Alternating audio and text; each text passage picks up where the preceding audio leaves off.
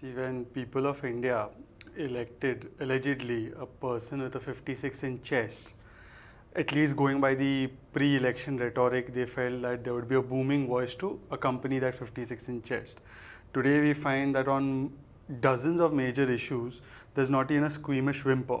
So, what is his silence? Is it approval for what is happening to the minorities, or is it complicity? That's something that the BJP should answer. And Dr. Ilmi. During the election campaign and its accompaniment, the noise and everything else that happens during the election time, Mr. Narendra Modi, he walked the talk. And now in governance, it's time to work the talk. The first thing he said was, I'll use social media to get in touch with all of you. And on these critical issues, on these key issues, he remains curiously silent.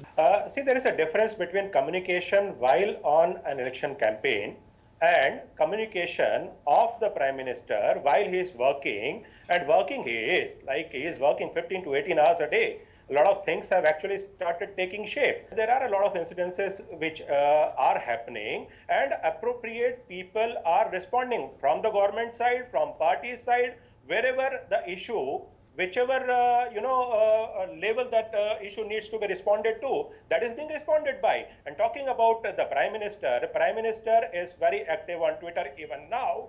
That the Prime Minister is silent, I think his work is speaking very, very loudly, and the silence is mainly in the studios because there's no real debate left because people are busy working 18 hours a day. This silence, I felt it was only incompetence, but now I'm sure it is arrogance. The way the current dispensation is going, they make Manmohan Singh sound like a loudmouth because, there's absolutely no communication coming from the Prime Minister's office. What different has this government done from the previous UPA governments? He was talking about everything. And when the Badaयूं case happened, there was a lot of expectation from our Prime Minister to at least say something to the people, to send that message out loud and clear. But, that message has not been coming. So, I would just go to say that there were a lot of expectations from Narendra Modi.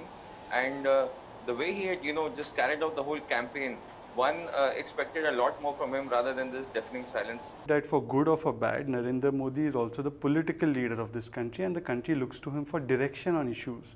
When there is an issue of social importance, when there is an issue of economic importance, the country doesn't want just action, it also wants leadership, and leadership is demonstrated by communication. There are ministers on the finance side. Mr. Arun Jaitley takes charge and he's doing his job.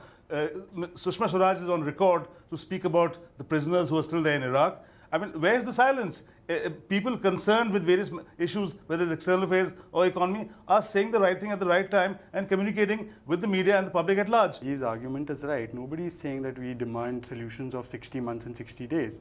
But boss, you need to communicate.